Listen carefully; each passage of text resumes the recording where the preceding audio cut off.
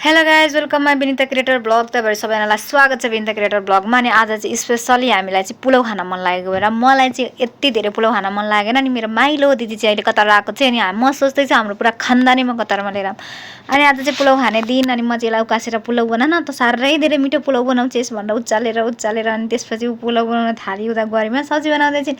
अनि dry fruit चाहिँ एकदम ठिकै कम्ती नै हालेको मिठो लाग्छ कि मलाई चाहिँ पुलाउमा। अनि त्यही भएर ऊ पुलाउ बनाउन रेडी भइसक्यो। अनि म चाहिँ भन्दैछु यस्तो यति हाल नि भन्छ त मलाई नभन कि तँ आफै बना यति हाल भनेर नभन भन्दैछ नि। म चाहिँ चुप्प लागेर म चाहिँ जहीँ पनि भिडियो क्यामेराम्यान मात्रै हो क्या, म केही गर्ने मान्छे होइन। म चाहिँ यस्तो के गर्दैछ सधैँ आफूलाई खाना हतार भइसक्यो क्या। यति धेरै खाना मन लागेको थिएन मलाई चाहिँ पुलाउ। अनि पहिला सुरुमा चाहिँ ड्राई फ्रुटलाई चाहिँ तेलमा हालेर हल्का फ्राई गरेर चाहिँ अनि मात्रै चामल हाल्नु पर्दो रहेछ, मलाई थाहा थिएन। अनि दिदीले चाहिँ भन्दै चाहिँ सुरुमा ड्राई फ्रुटहरू यसरी हाल अनि यसरी गरिसके पछाडि चाहिँ पछि चामल हाल्नुपर्छ भनेर भन्दै चाहिँ, किनभने यसमा चाहिँ हरियो मटर हालेको चाहिँ धेरै मिठो हुन्छ अरे केराउ हालेको।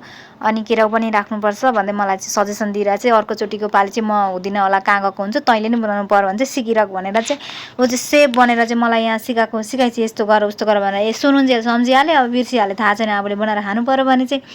तपाईँहरूलाई चाहिँ कस्तो लाग्छ पुलाउ कमेन्ट बक्समा टक्क पारेर कमेन्ट गरिराख्नु होला। केटी हुँदाखेरि चाहिँ त्यो हुन्छ नि केही नयाँ चिज घरमा पाएको छैन कतिखेर खाऊँ कतिखेर पाक्छ कतिखेर खाऊँ भन्ने हुन्छ नि। मलाई चाहिँ त्यस्तै भएको थियो क्या, पुरा कतिखेर खाऊँ यति धेरै मिठो लाग्छ, साँच्चै धेरै मिठो लाग्छ। तर म धेरै खाइरहन सक्दिनँ, कहिलेकाहीँ खान्छु, 1-2 महिनामा एकचोटि खान्छु, तर मिठो लाग्छ कि मलाई चाहिँ। अनि यसमा चाहिँ दिदीले चाहिँ अब केराउ हाल्नुपर्छ, केराउ हालेको चाहिँ मिठो हुन्छ भनेर उसले चाहिँ केराउको लागि पखालेर रेडी गर्दैछ। केराउलाई सुरुमा चाहिँ तेलमा हालेर हल्का केराउलाई फ्राई गर्नुपर्दो रहेछ। अनि फ्राई गरेपछि त्यसको चाहिँ त्यो कच्चापन गएर चाहिँ अलिक टेस्टी मिठो हुँदो रहेछ। अनि केराउलाई चाहिँ पखालेर सुरुमा त पखाल्नु पऱ्यो नि त गाई, जब फ्रोजन के भन्दो रहेछ र थाहा छैन। आफ्नो त नेपालमा त ताजा पाइहाल्थ्यो, ताजा ल्यायो उठायो बनायो। यो फ्रोजनको कुनो मैले लिएर आएको थिएँ। अनि त्यस पछाडि यो फ्राई गरियो। अनि फ्राई गरेपछि ड्राई फ्रुटहरू हाल्यो, उसैले कति कन्ट्रोल गरेर हाली, गाजर साजर हाल्यो। अनि त्यस पछाडि चाहिँ यसलाई हालेर फ्राई गर्न थालेँ। अनि फ्राई गर्न थाले पछाडि म चाहिँ आँखा टट्टाउने गरी हेरेछु कतिखेर पाक्छ भनेर।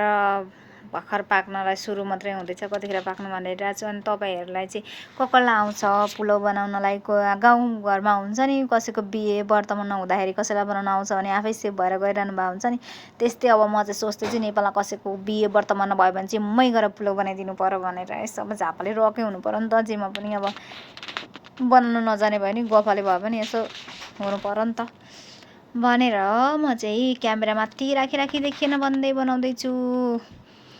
अनि त्यसपछि पुलाउ भर्खर बन्दै मात्रै छ।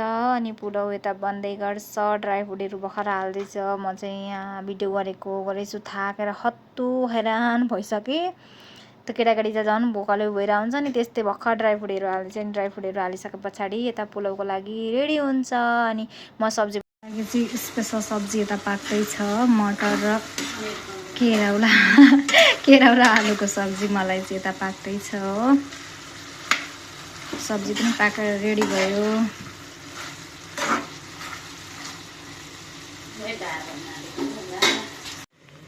ल गाइस दामी तेल पुलाउ चाहिँ बन्न रेडी भइसकेको छ। यो चाहिँ मेरो माइलो दिदीले बनाएको हो, खतरा सेफ छ क्या हाम्रो दिदी चाहिँ। Thank you so much watching my video guys, thank you so much.